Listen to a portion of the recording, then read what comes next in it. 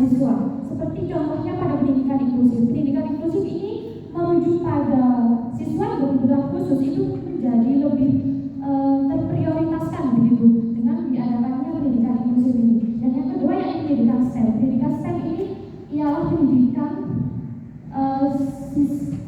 sistem teknologi, engineering, and math. Jadi dalam pendidikan STEM ini kita merujuk pada 4 hal ini yang menjadikan lebih fokus pada siswa itu sendiri. Next. How globalization affects people. Jadi di slide ini saya akan menerangkan globalisasi itu berimbas pada siapa aja sih di pendidikan itu sendiri. Yang pertama, yang paling banyak di sini ialah siswa. Siswa pihak pertama yang akan menerima perubahan. Kenapa siswa paling banyak? Karena siswa akan menjadi penerima pertama yang mana nanti itu akan mengalami perubahannya itu signifikan di siswa.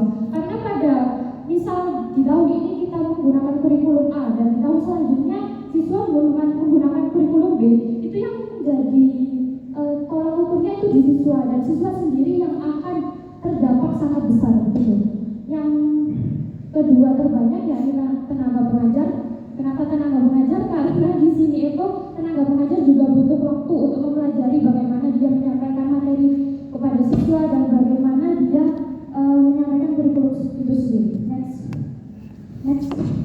Jadi kesimpulan saya di sini ialah perubahan kurikulum ini memiliki dua tantangan, yakni tantangan implementasi dan implikasi jangka panjang, yang mana itu memberikan waktu cukup lama untuk kurikulum itu sendiri berkembang.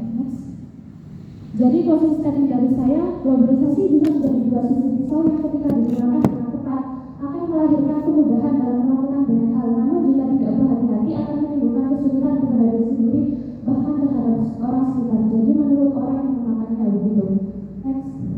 Oke, terima kasih, sekian dari saya.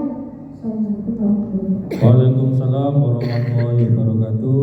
Pertanyaan saya, apa perbedaan mendasar antara era Society 5.0 dengan era Society 4.0? Sebelum baik izin menjawab, ya. Pengetahuan saya itu di era Society 5.0 itu lebih mengandalkan teknologi begitu Pak. Seperti contohnya AI itu sendiri, terus dalam kita mengimplementasikan di model itu sendiri. Nah, kata kuncinya kan AI ya. Iya. Nah, harusnya diceritakan bagaimana kemudian AI itu berdampak pada pengembangan kurikulum. Nah, begitu. Karena ciri khas dari era Society 5.0 adalah penggunaan AI kan dan Internet of Things kan. Nah, selanjutnya menurut saya ada misinformasi yang disampaikan oleh Mbak Saida ya. Pengembangan kurikulum itu tidak berganti setiap tahun, tapi 10 tahun sekali ya. Kita ini sebagai pelaksana kurikulum ya. Sekarang kurikulum yang diterapkan di Indonesia kurikulum apa? Merdeka apa? Merdeka Belajar. Nah, kurikulum Merdeka Belajar itu kayak apa? Itu lebih memberikan akses penuh kepada siswa. Oh, pada siswa. Seperti apa bentuk akses penuhnya? Maksud saya aksesnya itu lebih terbuka dari kurikulum sebelumnya, seperti kita untuk bebas memilih mau belajar di mana dan ngawut akhirnya ngawut kan? Nah, ya kayaknya ngawut ngeblank ya. Ya, artinya ketika kita mendudukkan dua konsep antara globalisasi dengan pengembangan kurikulum itu kesan saya dipaksakan gitu kan. Padahal sebenarnya pengembangan kurikulum Merdeka Belajar itu bukan karena faktor eksternal globalisasi sebenarnya. Sebenarnya adalah lebih mempertajam keberadaan kurikulum K13 kalau nggak salah itu kan, yang lebih menekankan kepada P5 kan, pengembangan profil pelajar Pancasila kan ya. Nah artinya itu tadi mungkin karena menyesuaikan diri dengan tema ini akhirnya memaksakan diri itu dikatuk-katuk kayak dicocokologi gitu kan. Nah, saya melihat ada kesan ke sana sehingga kemudian Mbak Saida ini memaksakan diri gitu kan. Atau gimana awalnya itu? Sebenarnya itu kayak kita perlu gimana di era ini begitu Pak. Jadi kurikulum yang kita gunakan itu menyesuaikan begitu dari era ke era begitu.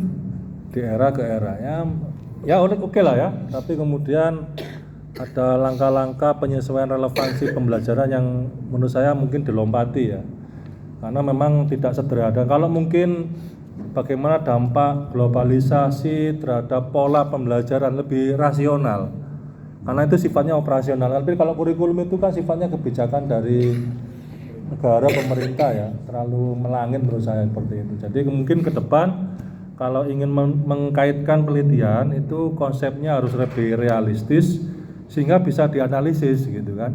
Kalau seperti ini kan karena terlalu jauh sehingga terjadi misleading informasi, sehingga kemudian seakan-akan kita sebagai pembaca atau user dari tulisan Mbak ini menjadi terkecoh. Menurut saya agar kemudian tidak terjadi misleading informasi, lebih direalistiskan lagi ya, mendudukkan antara dua konsep variabel antara globalisasi dengan kurikulum.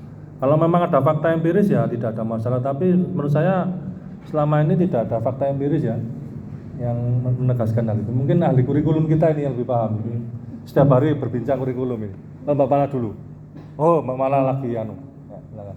Terima kasih Pak Penyampaian. Saya juga mengangkat globalisasi dan kurikulum ini sebenarnya ya seperti kata Pak Angga tadi. Saya tidak menyebut terlalu melangit karena itu istilahnya Pak Angga. Nah, cuma karena memang harus esai itu kan memang respon kita terhadap sebuah fenomena ya. Sehingga mungkin perlu mempertajam ini kurikulum di aspek yang mana gitu dari kurikulum Indonesia yang itu menunjukkan respon terhadap globalisasi. Nah itu mungkin nanti lebih realistis menurut Pak Angga ya. Karena kalau Mbak Saidah secara global kurikulum itu dalam karya esai itu kita kekurangan tempat untuk membahas itu. Nah mungkin dari aspek pemanfaatan teknologi di kurikulum Merdeka itu Mbak Saidah kaitkan dengan dampak dari society 5.0 tadi itu akan lebih tajam argumentasinya Mbak Saidah sehingga tidak terkesan ngambang. Itu saja saya terima kasih. Cukup. Baik, terima kasih Bapak Dewan, Bapak Ibu dan Ibu yang terhormat. Sekian dari saya. Wassalamualaikum warahmatullahi wabarakatuh. Waalaikumsalam warahmatullahi wabarakatuh.